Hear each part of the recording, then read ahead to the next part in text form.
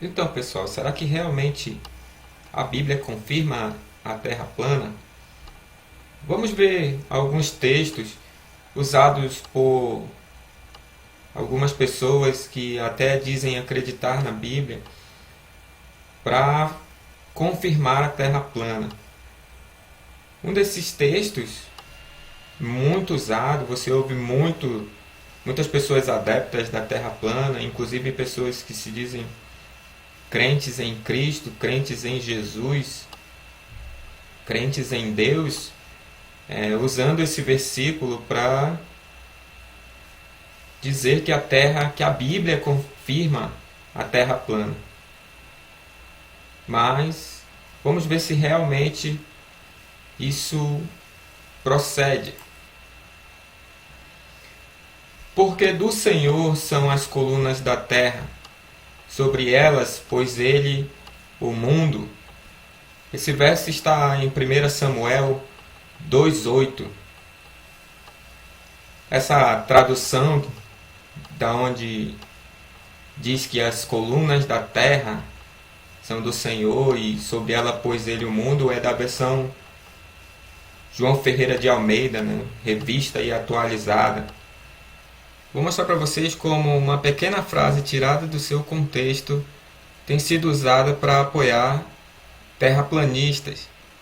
Isso é o que nós chamamos de usar um texto para justificar um pretexto.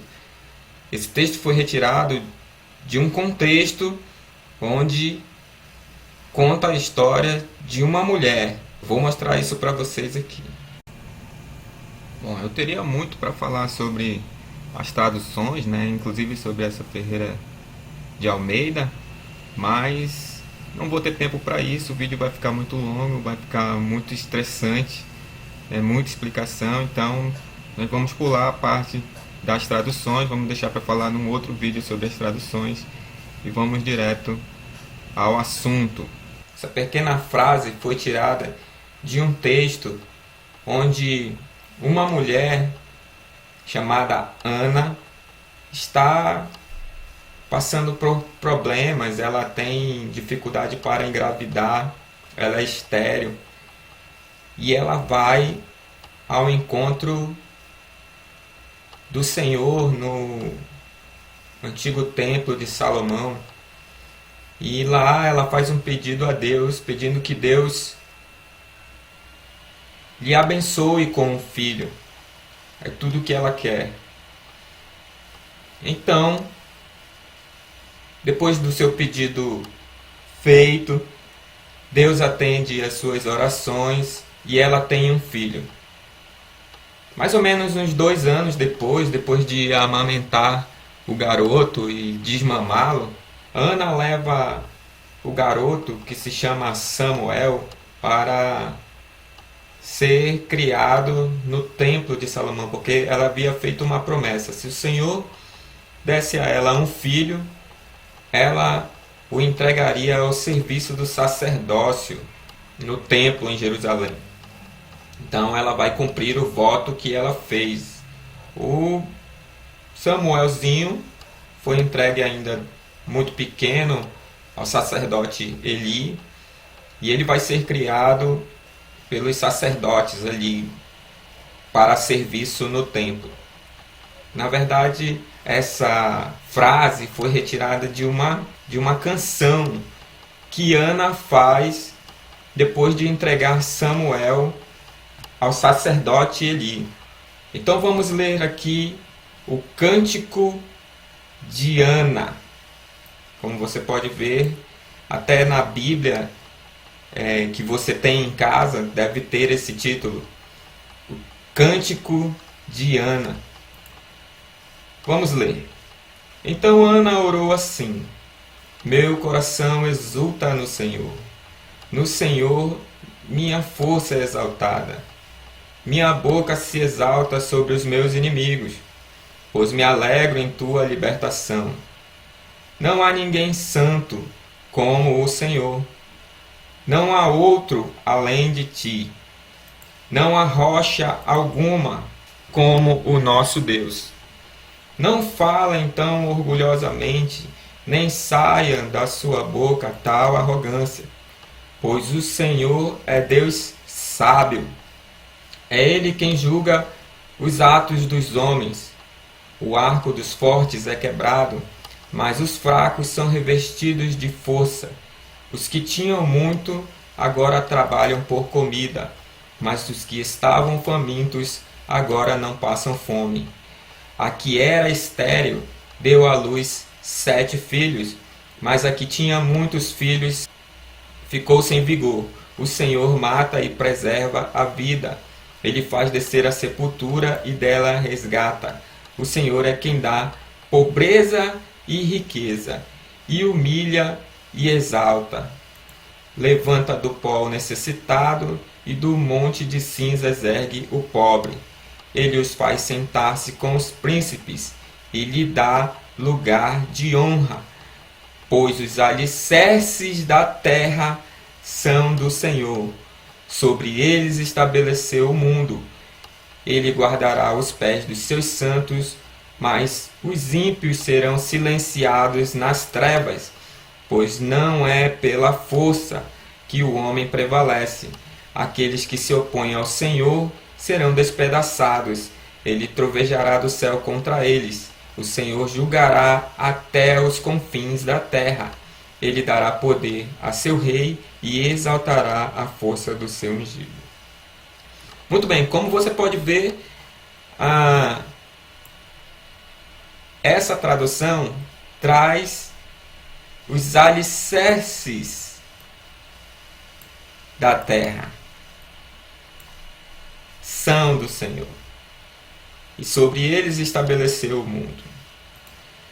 Isso é uma cantiga, é uma música, é um canto que Ana fez para agradecer a Deus pelo bem que Ele havia feito a ela. Reparem que é uma poesia. Ana usa artifícios de alegoria para comparar as coisas de Deus. Por exemplo, não há rocha alguma como o nosso Deus. Deus não é uma pedra. É claro que é uma linguagem figurada. É claro. O arco dos fortes é quebrado. Isso aqui está falando de orgulho. O orgulho dos fortes é quebrado. Ela fala o arco. Uma linguagens poéticas para descrever a sua satisfação para com Deus. O Senhor é quem dá a pobreza e a riqueza. Ele humilha e exalta. Levanta do pó o necessitado. Veja que agora ela está falando de como Deus trata os seus filhos. Levanta do pó o necessitado. Humilha e exalta. Ele faz descer a sepultura e dela resgata. O Senhor é quem dá pobreza e riqueza. Está falando de pessoas. De pessoas. Está muito claro isso, não está? E do monte de cinzas ergue o pobre. Ele os faz sentar-se com os príncipes e lhes dá lugar de honra, pois os alicerces da terra são do Senhor. Vamos parafrasear isso? Pois os poderosos da terra são do Senhor, e sobre eles estabeleceu o mundo. Ela vai continuar falando de pessoas. Ele guardará os pés, os que são santos. Nós estamos parafraseando. Ele guardará os pés dos que são santos. Mas os ímpios... Quem? Mas os ímpios... Quem? Os poderosos da terra. Ímpios serão silenciados nas trevas. Pois não é pela força que o homem prevalece. aqueles que se opõem serão despedaçados. Ele trovejará do céu contra eles. O Senhor os julgará até os confins da terra. E aqui no final ela faz uma profecia a respeito de Jesus. Ele dará poder ao seu rei, dará poder a seu rei e exaltará a força do seu ungido. Aqui ela está falando de Jesus. O ungido é Jesus. Então, esse texto, esse pequeno texto, confirma a Terra plana? É claro que não, porque Ana não falava de planetas, não falava de constelações, não falava de criação da Terra. Ela falava de poderosos, de príncipes.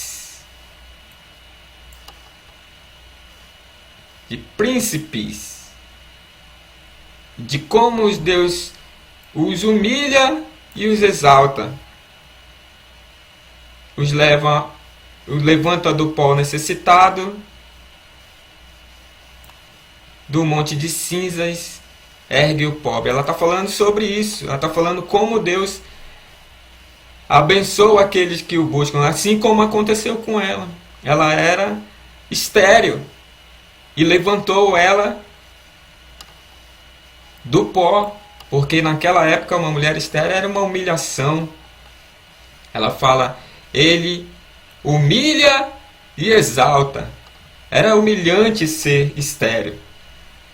Então, esse texto, fora de contexto, assim como aqui,